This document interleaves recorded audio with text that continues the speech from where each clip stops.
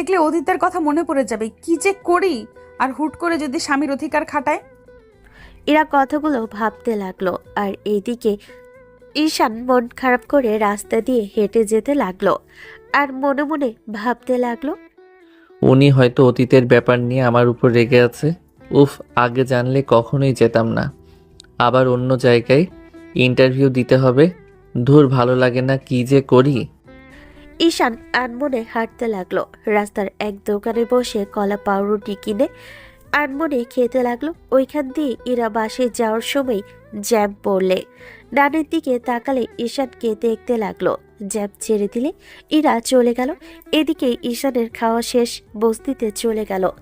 ঈশান ঘরে ঢুকে shirt pant খুলে লুঙ্গি পরে গোসল করতে চলে গেল।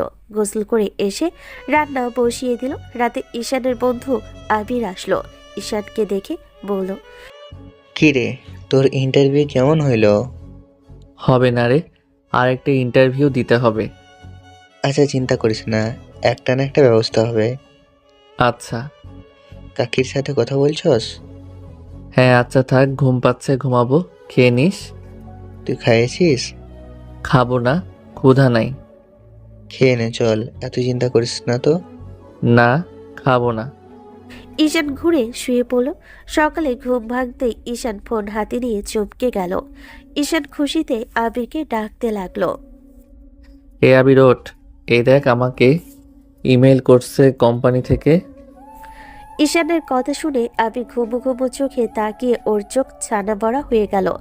লাফ দিয়ে উঠে বলে, বাহ, এত বড় কোম্পানি, তাও আবার এমডির সহকর্মী হবি, খারাপ না, কংগ্রেস ভাই।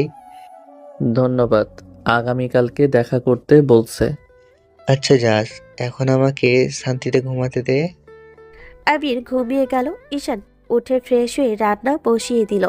আর এইদিকে ইরা আর ম্যানেজার শামীম বলে উঠল, ম্যাম, ঈশান নামের ছেলেটাকে কালকে আসতে বলা হয়েছে। আচ্ছা আসলে আমার কাছে পাঠিয়ে দিবেন। শামীম চলে গেল। ইরা কাজ করতে লাগলো। রাতে ঈশান আর আবির ফ্রেশ হয়ে খাবার খেতে বসলো। দুজন খাবার খেয়ে কিছুক্ষণ গল্প করে ঘুমিয়ে গেল। সকালে ঈশান তাড়াতাড়ি উঠে নামাজ পড়ে রান্না বসিয়ে দিল। রান্না শেষ করে আবিরকে ডাক দিল। আবির উঠে ফ্রেশ হয়ে দুজন মিলে খেয়ে অফিসের জন্য রেডি হতে লাগলো। ঈশান রেডি হতেই আবির 50 টাকা দিয়ে বলল, রিক্সায় যাস, প্রথম দিন দেরি করিস না। ধন্যবাদ ভাই। ঈশান বের হয়ে গেল। অফিসের সামনে গেলে দেখে ইরা গাড়ি থেকে নামছে। ঈশান মাথা নিচু করে যেতে লাগলো। ইরা চলে গেলে ঈশান ভিতরে গেল। একজন এসেছে, ঈশানকে নিয়ে যেতে লাগলো। ইরার কেবিনে নিয়ে গিয়ে বসতে বলে চলে গেল।